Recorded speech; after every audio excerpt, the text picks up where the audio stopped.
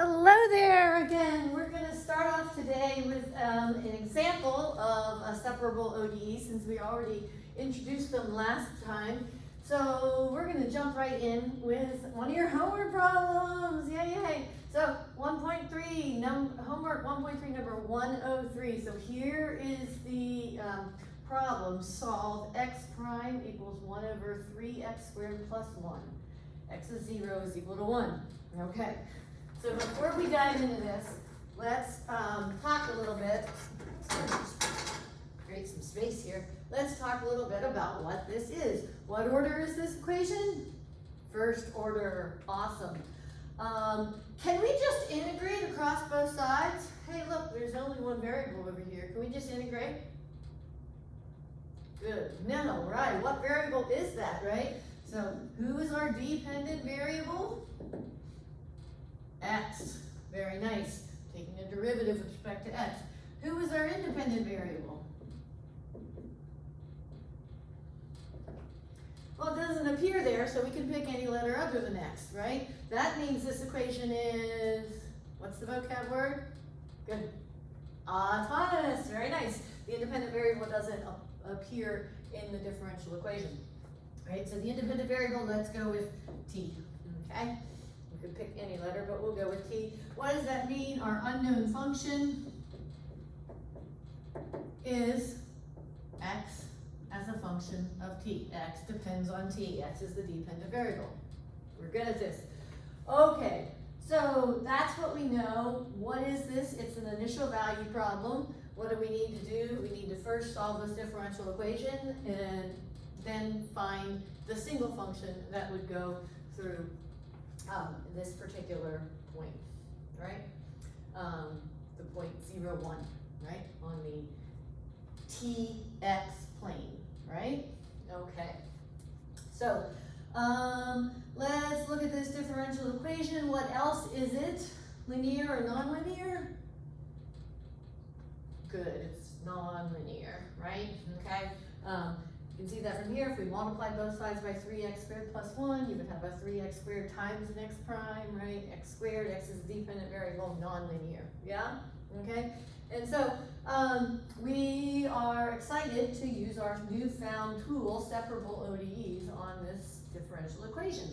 So what do we mean, once we've decided the independent variable is t, then what do we mean this equation is, right? So what do we mean by x prime? What is x prime written out in more detail? Good. dx dt is 1 over 3x squared plus 1, right? We're just going to deal with our ODE now, right? So we've got to write it out like this so that we can think about how we would approach our separation, right? That's what we're going to do. We're going to separate variables now. What are our variables? X and t. So what should we do? Okay, good. We want to write this guy in its differential form, right? So this is a derivative form. We want to write it in the differential form. In the differential form of this guy, would be get all the x's on one side, so I would have 3x squared plus 1 dx on the left-hand side, and on the right-hand side, just 1 dt, or plain old dt, right? 1 times dt is the same as dt, yes? Okay, well here we are, and now we have a nice equation separated in differential form, right? So now what can we do? Now we can integrate both sides with respect to the respective variable, right? Okay, this isn't such a bad integration. What is the integral of 3x squared with respect to x? Good. X cubed. What? Add 1 to the exponent, divide by the new exponent, right? Yeah? Okay. What is the integral of 1 with respect to x? Good. X, right? You can always check by taking the derivative, right? 3x, derivative of x cubed is 3x squared, derivative of x is 1. Slope of x is 1, yes? Okay, so that's the left-hand side there. And now what is the integral of dt? The integral of 1 dt is, good, t plus a constant, right? So there we have this expression here, and is this a solution? Is this an explicit solution of the differential equation? Well, no, because it's not written as x equals, right? Well, what if we just move the x cubed across here? Would that mean we'd have x equals, t plus minus x cubed plus c? Well, no, that's not explicit either, because you would have an x cubed on this side, right? Explicit is x of t equals some function of t only, right? So this is an implicit solution, and this is really the best we can do right now, okay? Right? If you tried to solve for x, like I just said, you would have t minus x cubed plus c, right? There's an x over here on that side. This is not x given as a function of t only, right? Explicitly. And so that's also an implicit solution, right? Okay? But here we have an implicit solution, and that's really the best we can do given the cube that we have right here, okay? Was it impossible to then solve the initial value problem, to solve the initial condition? Well, no, right? Just got to remember, what does this mean, right? We've talked about this in a variety of ways. The point 0, 1 is on the graph, right, of the solution, on the curve, or, right, when what is equal to what? Good. T is equal to 0, then what? X is equal to 1, right? Very nice. Lots of different ways to say it, yeah? Okay, so let's do that, okay? So let's apply the initial condition.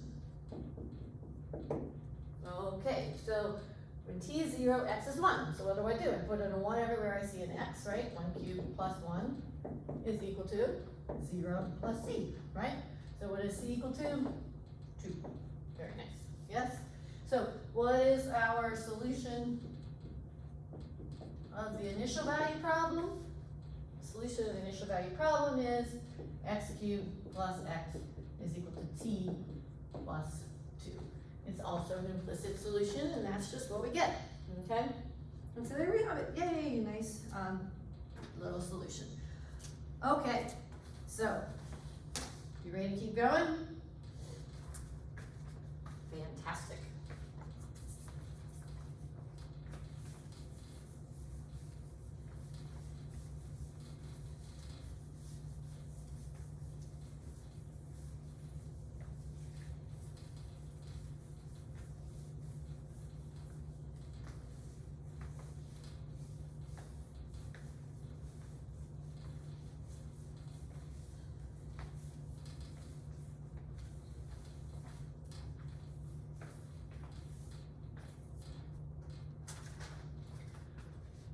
We're going to look at an example that is Newton's law of cooling. We've already seen that in just the context of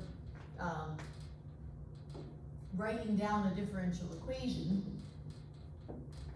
Okay, so let's write it down. Let's write down what it says instead of just, having a differential equation and saying, hey, this is Newton's law of cooling, right? So what does it say, right? It says that the rate of change of the temperature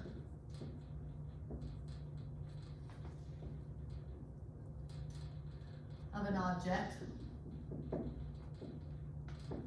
with respect to time, the rate of change of temperature of an object with respect to time is proportional to the difference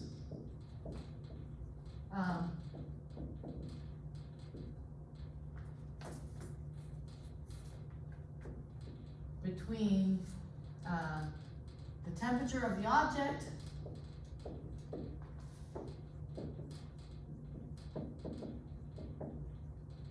and its surroundings. So that's a lot of words, right? Okay, a lot of words. A couple of things. From your calculus knowledge, you know that the rate of change with respect to time, we can say that with a lot less words, right? We could say how fast, right? How fast temperature changes.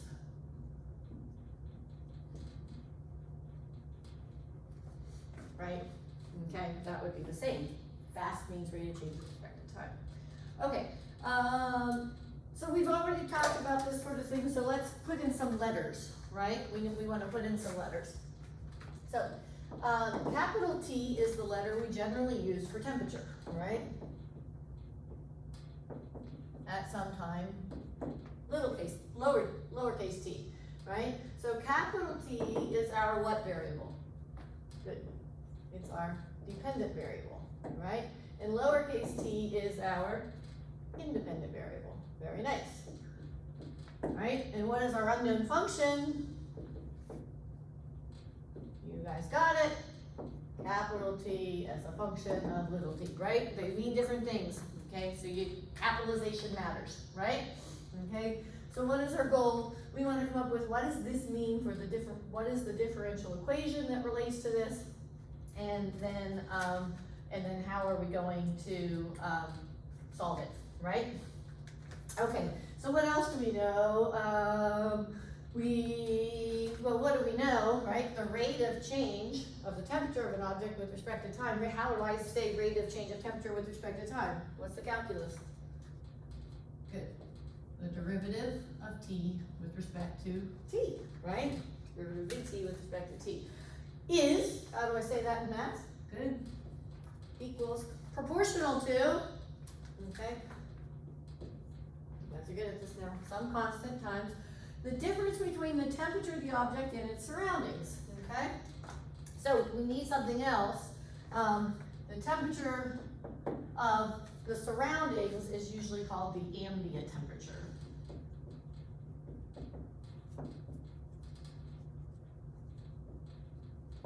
Okay, A for ambient surroundings. Okay, and so we get the difference between your surroundings and your current temp. Okay? So for now, we'll take this guy to be a constant. We know that K is a constant because it's a constant of proportionality, okay? But you ought to think about, well, let's just look at this equation for a second. I think I'm jumping ahead just a little too much. Okay, classify this equation for me. What is it? Lots of words rolling off your tongue right now. Okay, first order, right? First derivative. Linear? Yes. Right? Homogeneous? No. We would write it like this. Multiply the k through, so plus k capital T, right, equals k capital A, right? So this is linear, right? Non-homogeneous? Because of this guy, okay? It's also constant coefficient, right? Because there's a 1 multiplying that guy and k is a constant, and those are the only two guys we care about, right? Is it autonomous? Yep.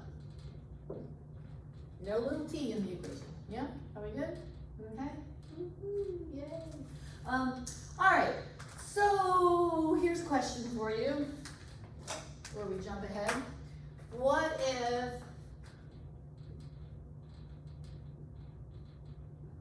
A changed with time and it wasn't constant? I mean, that's kind of typical, right? As time goes on, the temperature of a surrounding changes, except maybe in this very cold classroom, right? Which is nice, I'm not complaining about, right? Controlled environment. But, so what if that were the case? What changes to what we just said? Well, then this guy would be a function of t now, right? This would no longer be a constant, it would no longer be autonomous, it would still be a constant coefficient differential equation though. right? It would still be linear, it would still be non-homogeneous, yes? Okay. I'm not sure I'm in the frame there, but you can hear me. Anyway, here we go. So, I'm just gonna erase that piece. So this is often called a law, right? It's really more of a model. Okay? It's a model, it's a mathematical model of temperature change, okay?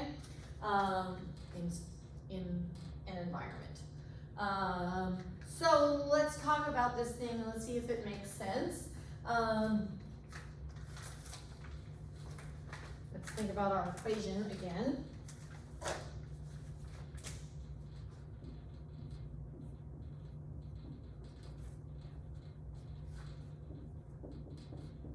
So K is going to be a constant that's positive. Okay? So if K is positive, so let's think about this, right? So K is positive. Suppose A is bigger than T. So your environment has a greater temperature than you, right? Then what does that mean? That means A minus T is bigger than 0, yes? Right? Okay, A minus T would be bigger than 0, yes? You okay with that? Good. Okay, so if this is positive and this is positive, positive times positive is positive, right? So that means this derivative is positive. So what does that mean T is doing? The derivative of T is positive, then T is increasing, right? So does that make sense? Yes, it makes sense, right? If T is smaller than the temperature in its environment, you put something in that environment, the temperature is going to want to rise to the temperature of the environment. Yes? Like when you put something into the freezer. Yes? Okay. And what if we were in the case of the opposite? A is less than T, right? So A minus T is negative, yeah? Right? So then we would have positive times negative is a negative, right? Derivative of T with respect to T, that derivative is negative, therefore T would be decreasing, right? Does that make sense? Yes, because if you're in an environment with a lower temperature, then you're gonna want to, temperature is gonna want to decrease to the temperature of the environment. That's the classic coffee cup. You know, your nice hot cup of coffee sitting there without one of those nice cups, right, that will keep it hot for a long time, and the temperature is going to become room temperature. Yep. Okay. So now that we have some understanding, and it's not just a bunch of, it's just an equation that gets slapped down there, and everything has some meaning to it, and we can kind of understand a little bit of the model. Let's talk about trying to solve it. Yeah? Okay. All right. So, what are we going to do? There we go. So let's solve this.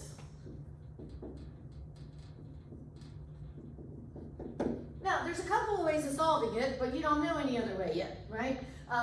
Next videos are going to be talking about first order linear differential equations. So you'll have yet another method for solving it, since that's what it is. But right now, we only know separable, so that's our only shot, right? So let's go for that. Now, if we're gonna take this differential equation and write it in separable form, what should I do? All right, got to get the capital T's on one side, the lowercase t's on one side, right? Okay, there aren't any other lowercase t's, and so we're gonna write it as bt over, if I divide both sides by a minus t, is equal to k dt. Yeah? Now you could put the k down here with this guy. You could bring that down and leave like dt sitting here all lonely all by himself. That's totally fine as well. But it's just simpler and nicer to leave the constant k up there, okay? Give some friend. All right, so now what do we do? Well, now we're back to integration, right? The capital T's on one side, the lowercase t is all on one side, so now we're gonna be able to integrate this guy, yeah? This side over here, super simple, yeah? What is the integral of a constant with respect to t?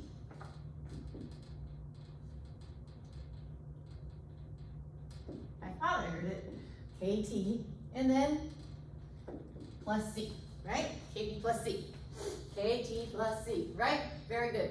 Okay, so we throw our arbitrary constant there, and then we don't have to worry about it again. And now we've got this nice little integral, yeah? Okay, so this one, maybe you see it, but if not, let's just make sure we all kind of see what we're doing. Now in your book makes an assumption that A is bigger than T, but in many instances it doesn't have to be, and therefore we're not going to look at that. We're going to look at this in more generality, right? Okay, so A, T could be anything, and we're not going to assume A is bigger than T. So here we go. What would you do? You really need to do a U substitution, right? So what would U be? Good. That denominator, A minus T. Then what is du? Careful here. What is A? It's a constant, so derivative of A is 0, right?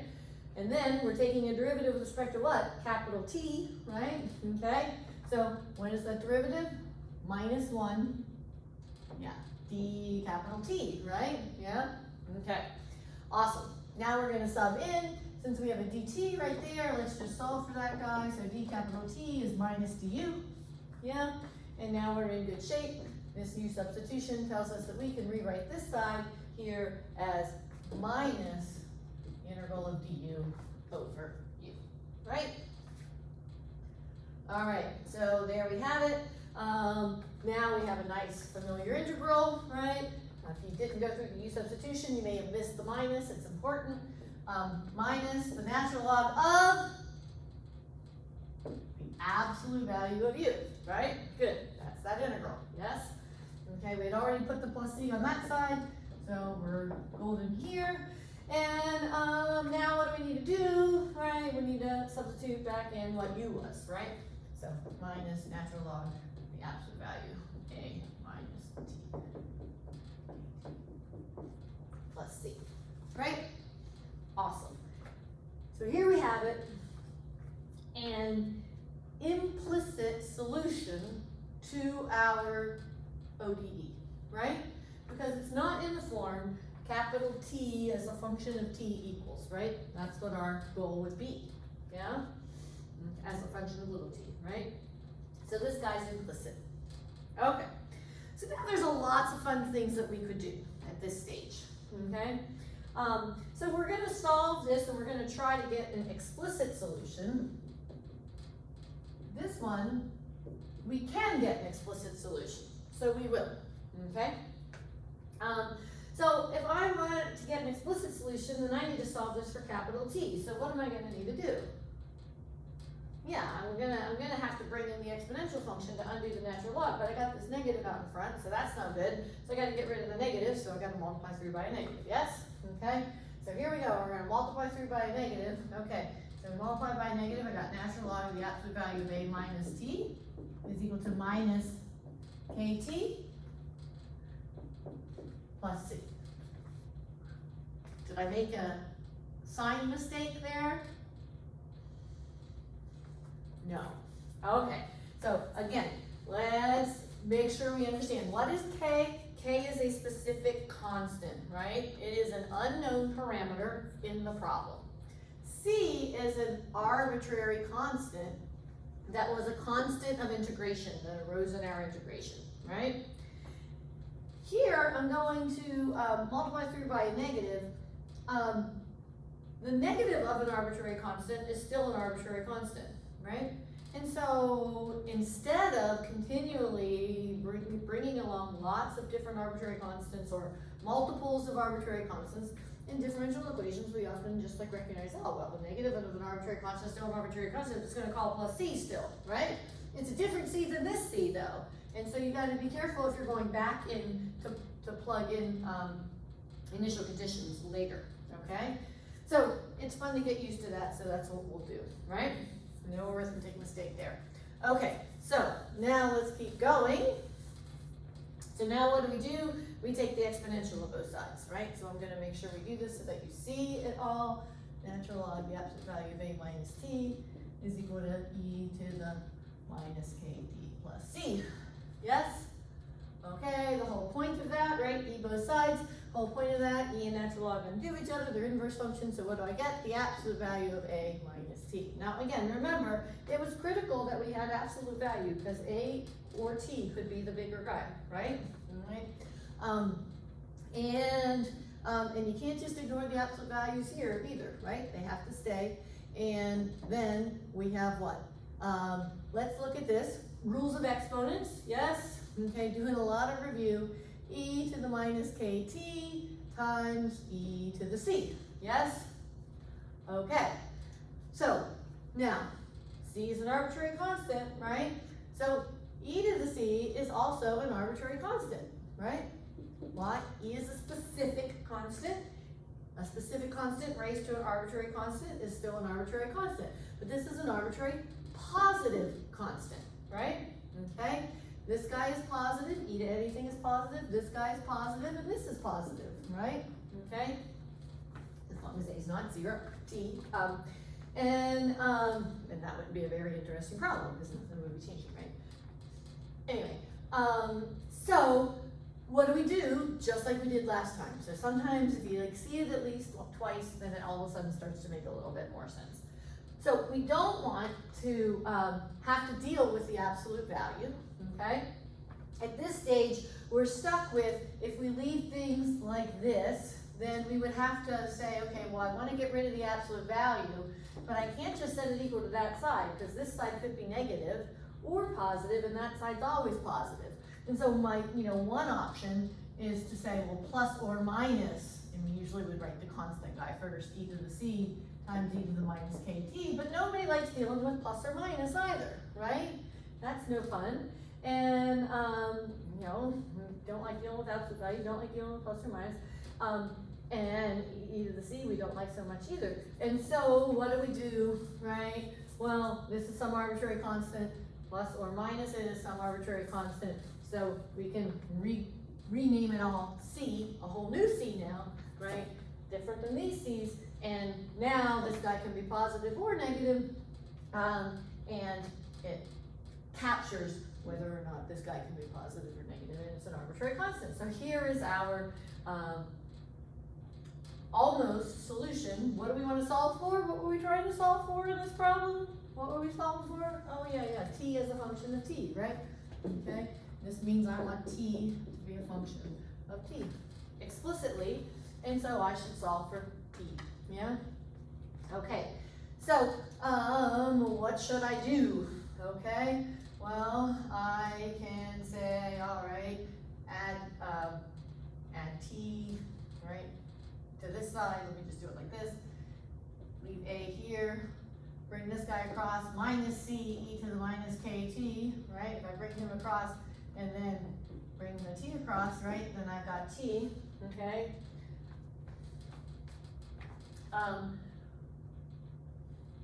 So if I write that first, t as a function of t is a, well, minus c, right? That's minus an arbitrary constant, right? Well, minus an arbitrary constant is still an arbitrary constant, right? And so,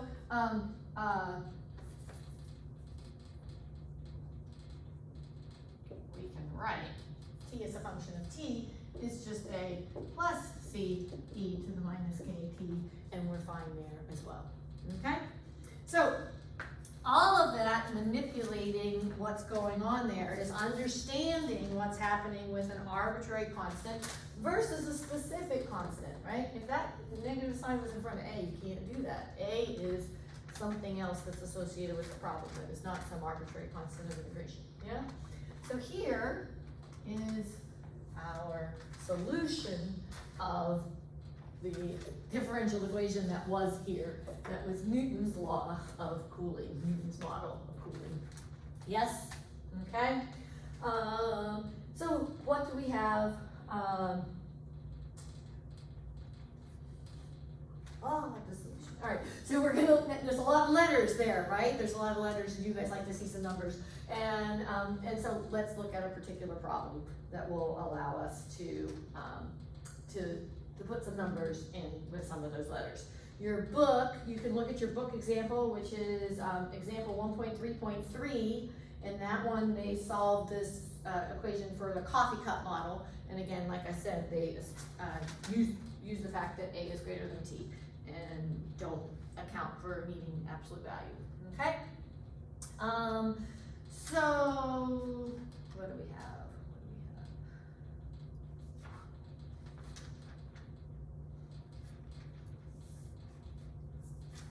Well, let's look at, well, maybe we'll do that part later. We'll come back to that. All right, so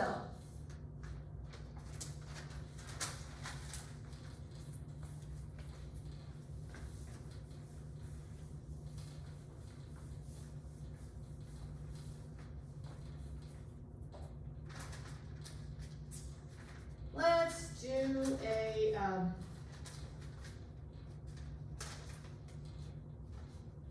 dead body problem, right?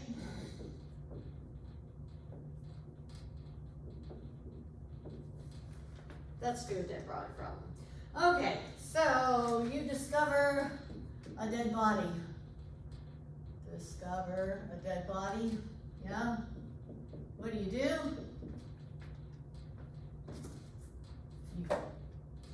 take its temperature, right? That's what you would do, of course. We're all walking around with thermometers in our backpacks these days, yeah, right? Okay, so, and you discover that the body has a temperature of 92.6 degrees Fahrenheit, yeah? Outside, it's a beautiful evening.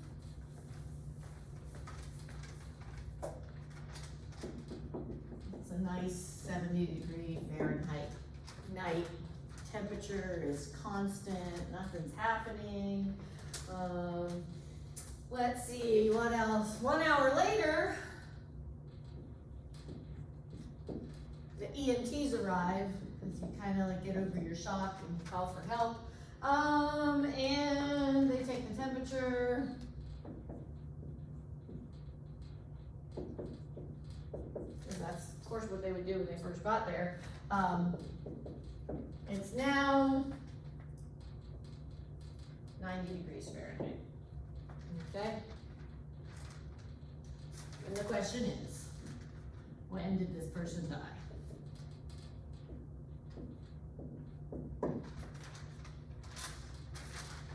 Okay.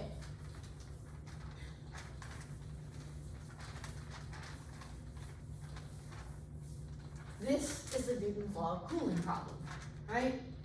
You've got an object in an environment, and the temperature of the object is going to change proportional to the environment, to the difference between itself and the environment. So we already know the solution. Here's our solution. We're just going to jump right to there. Now, you can redo the whole problem and go through the solution with A being 70 degrees if you like, okay? So we already know,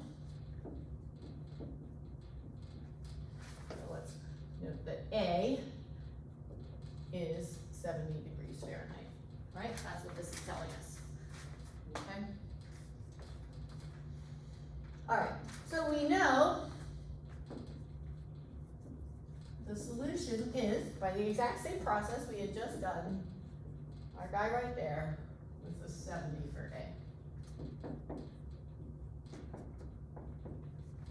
What we don't know is C and K, right?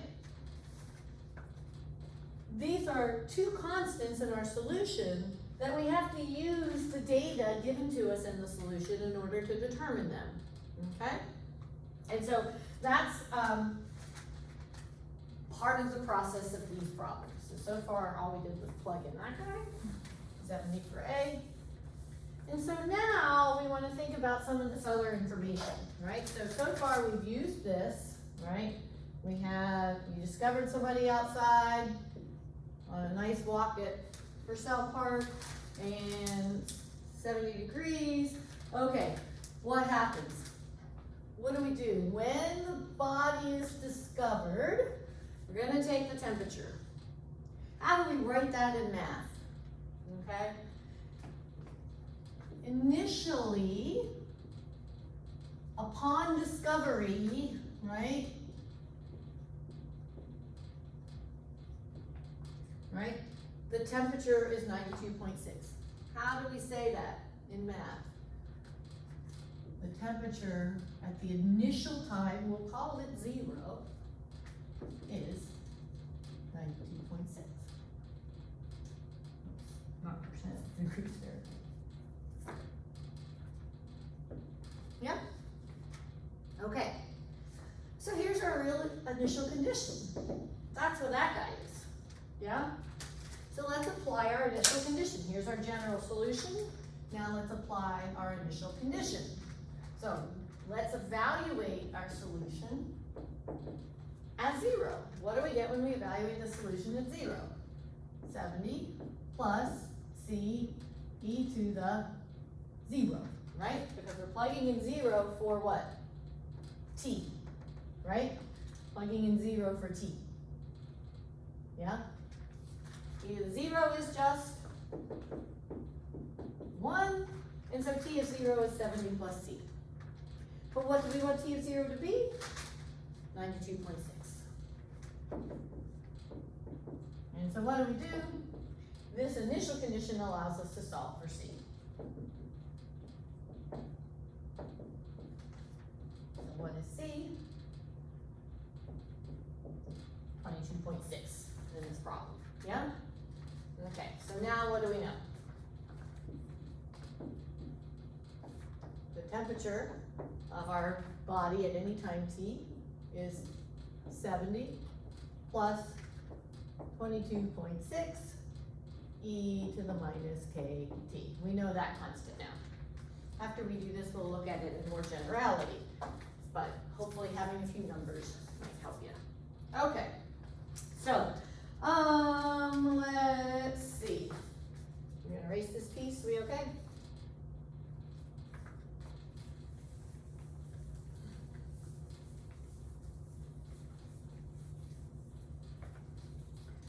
K is a parameter that depends on the material, the body, right?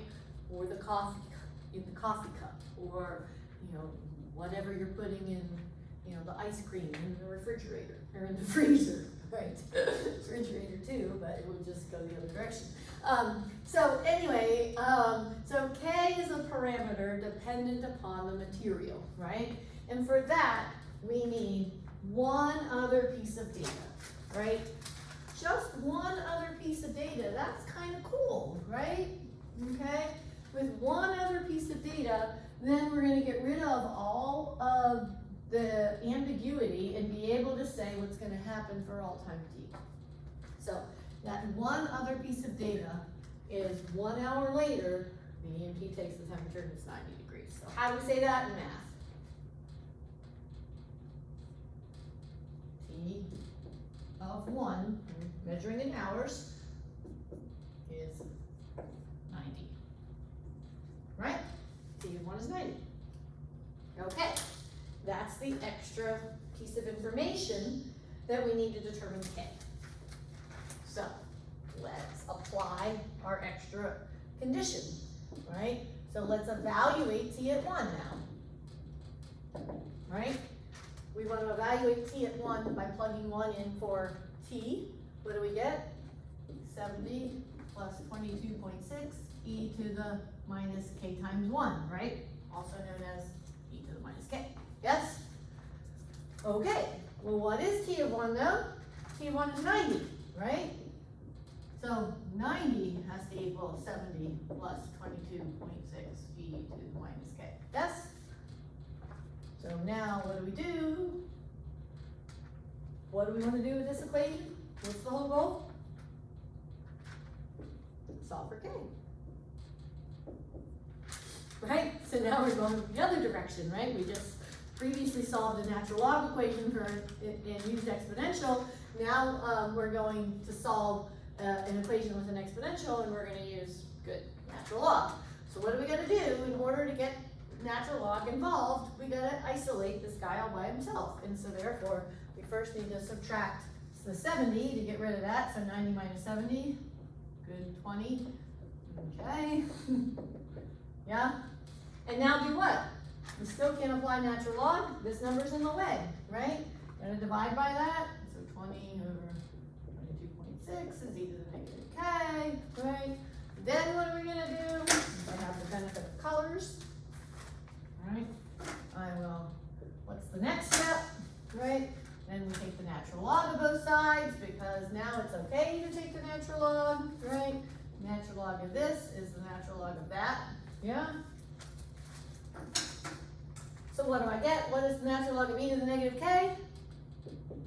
Negative k, right? That's the beauty. Natural log and e undo each other, right? They're inverse functions. Okay, and what do I have here? The natural log of 20 divided by 22.6. I purposely didn't use necessarily numbers that all just nicely divided out, because that's just not the way the real world works, right? So that's negative k, right? So what is k? It's minus the natural log of 20 divided by 22.6, and if, you know, if you're all excited, you could write that in lots of different ways with your logarithm properties, but we'll leave it like that. We really wanted minus k though, right? That's what's in our solution, right? So what do we now know? So, right, k was the last thing we didn't know, and so now we can say that for this Newton's law of cooling problem, in this scenario, the function that governs the temperature of the body is 70 plus 22.6 e raised to the, well, minus k, right, is this, or minus that, take this away, e raised to the natural log of 20 over 22.6 times t. Right? Notice, this is e to this whole thing. This e and this ln do not cancel each other out, right? This is e to the constant times t, right? Okay? So this is not natural log of all that stuff. It's natural log times a thing, right? Okay? All right. Making sure we all see that. All right, so where are we here? Where am I? Okay, so now we have a function. Yeah? I'm gonna erase the rest of that. Can we be just like, oh, k is a constant, we don't have to worry, we can call plus or minus, it doesn't matter, just like our other c? No, right? It's a parameter, it's not an arbitrary constant.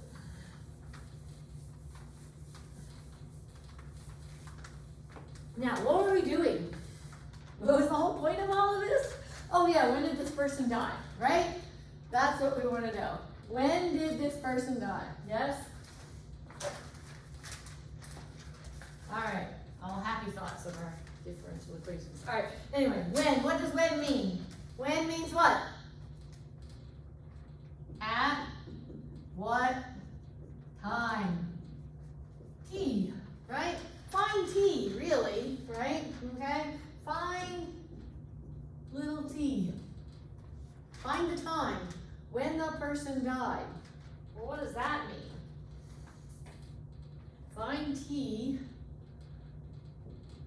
such that what? Ideas? Ideas? Ideas out there? What would it be?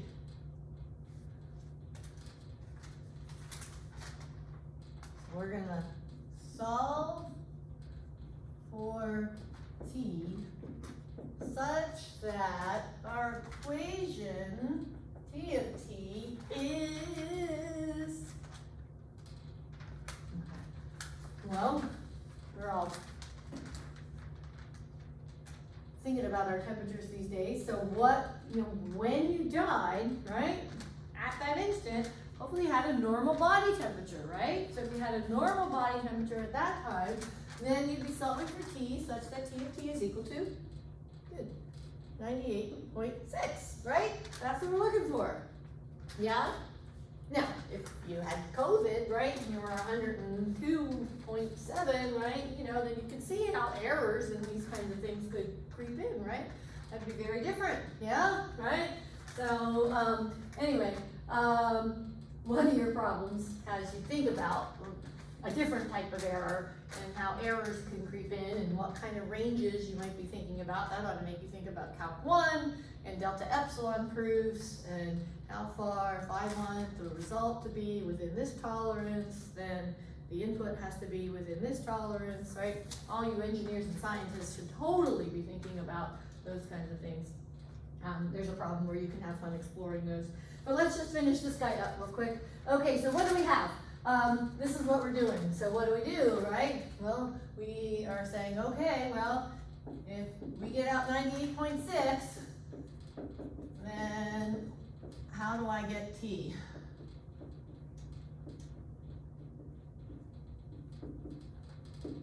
Yeah? Okay, what's the first thing I would do? Yeah, subtract 70 from both sides, right? So now I'm at 28.6 is 22.6 e to the natural log of 20 over 22.6 e. Yeah? Right? Okay, now what would I do? Solving for t, I gotta get it out of that exponent of e, right? Yeah, I gotta divide by this guy. So I'm just gonna do that since it's a video and you guys can, right? Yeah? Now what can I do? Now I can natural log both sides because I want to get rid of that e. Yeah? Okay?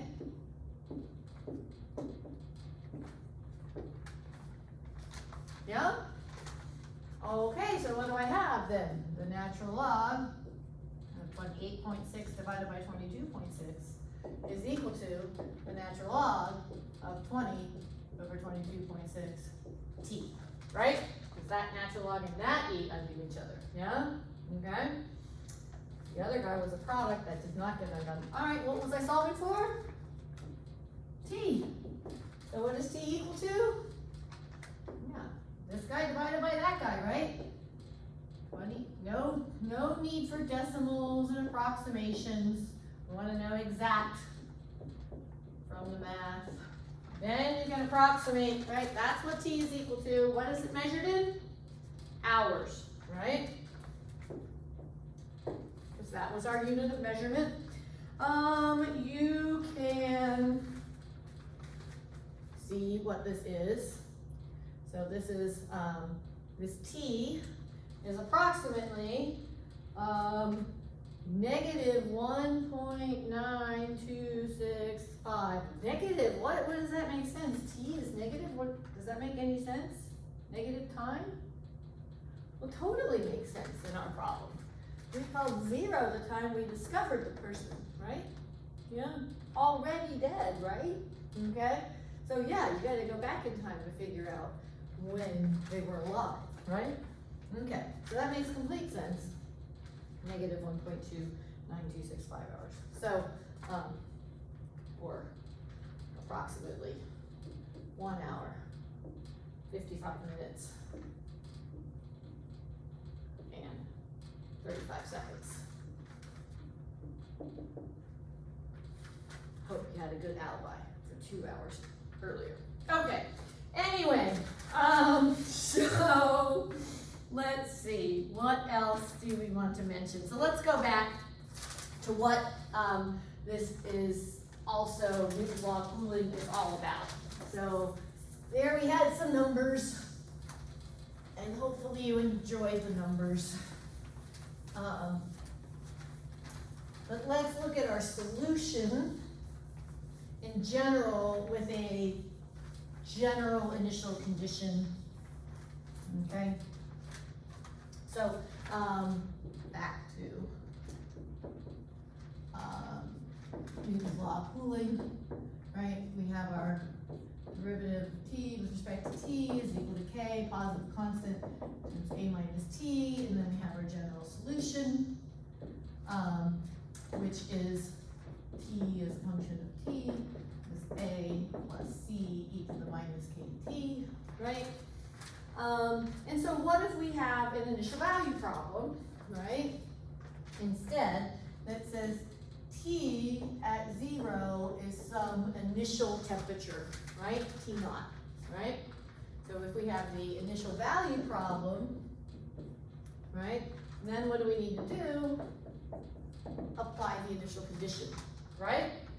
Okay, so what's the initial condition then? It says T, what is T of 0? If we evaluate the general guy, T of 0, we have A plus C e to the 0, right? Which is just A plus C. So that's T of 0. What do we want T of 0 to be equal to? T naught. Here's an equation with 3 letters, right?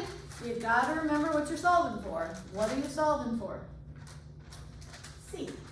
C is the arbitrary constant in the general solution that we pick one and only one of these guys out to solve an initial value problem, right? A, we understand its meaning in the context of the problem, and the same with T naught. So we know we're solving this equation for C, there's no ambiguity, right? Okay, so what do we got?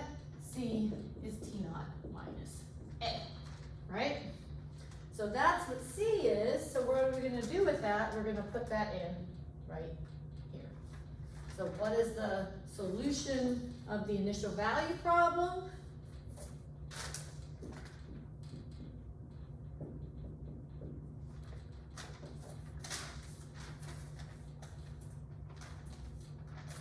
It is A plus T naught minus A times e to the minus kt, right?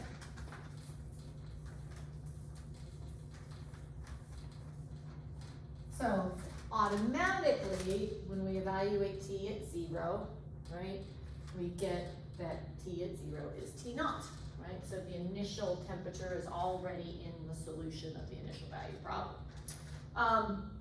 Okay, so what do we generally see, right? So these problems are exponential decay or exponential growth problems, okay?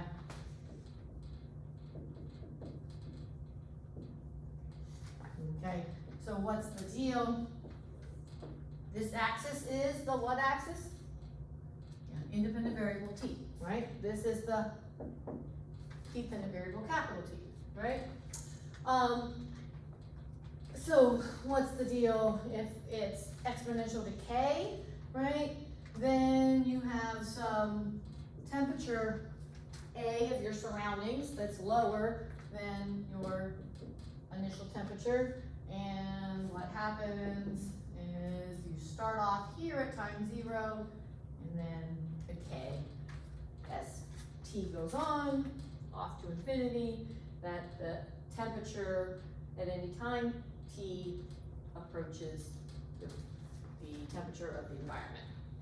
And then in the exponential growth case,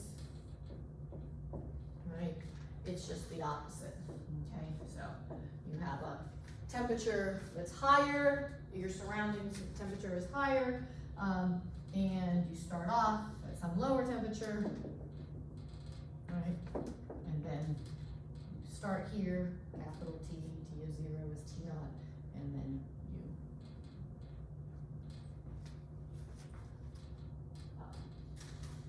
the temperature rises, and as T goes off to infinity, the temperature approaches the temperature of the surroundings. Does that make sense? Okay? Alrighty, I think that might be all we have for today. That's it, right? That's all. And that brings us to the end of 1.3. So I will see you again sometime soon.